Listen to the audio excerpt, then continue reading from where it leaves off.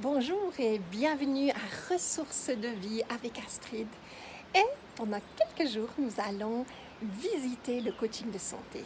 Comme beaucoup parmi vous le savent peut-être, actuellement, je suis dans une clinique de réhabilitation après une grande opération. Donc actuellement, je suis moi-même en train d'expérimenter tous ces différentes clés. Aujourd'hui, première des clés, la respiration. Combien de fois respirez-vous en 1 minute? Faites l'exercice, promenez-vous et comptez combien de fois vous respirez. Est-ce que c'est 20 fois, 15 fois, 10 fois? Ce chiffre, vous le notez. Après une petite pause, vous vous arrêtez et là, on va passer dans une deuxième étape.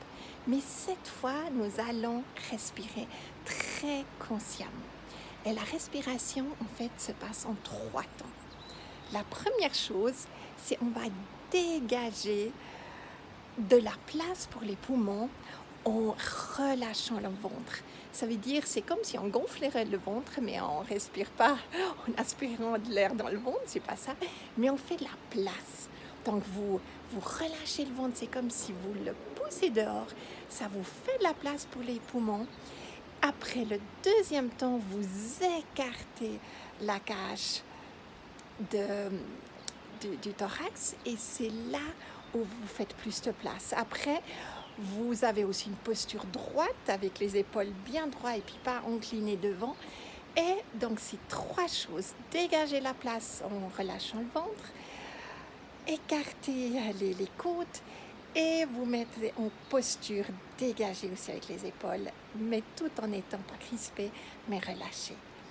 Et maintenant, vous faites le même exercice, mais cette fois, vous restez sur place, vous remettez-nous en 1 minute et vous comptez combien de fois vous respirez.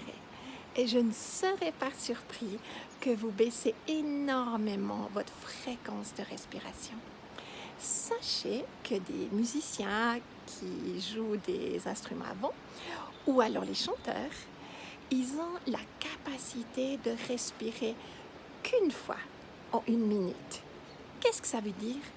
Ils ont une capacité de emmagasiner de l'oxygène beaucoup plus importante que la plupart des gens qui respirent juste d'une manière très superficielle, où nous n'arrivons pas à nourrir notre corps avec un maximum d'oxygène. Et d'où notre piège de croire qu'on doit respirer beaucoup plus rapidement, aussi quand on fait un effort. Mais en fait, on fatigue supplémentairement notre corps à la place de faire ces respirations profondes. Sachez aussi, des respirations profondes nous font un effet relaxant. Donc si pendant la nuit, vous n'arrivez pas à dormir, vous faites quelques respirations profondes comme ça en 1 minute et vous allez voir, vous commencez à bâiller. En fait, ça enclenche le système de repos et vous serez beaucoup plus facilement apte à vous endormir. Maintenant, quel est notre but? Je peux vous dire, je le fais maintenant depuis quelques années et ici je le revisite.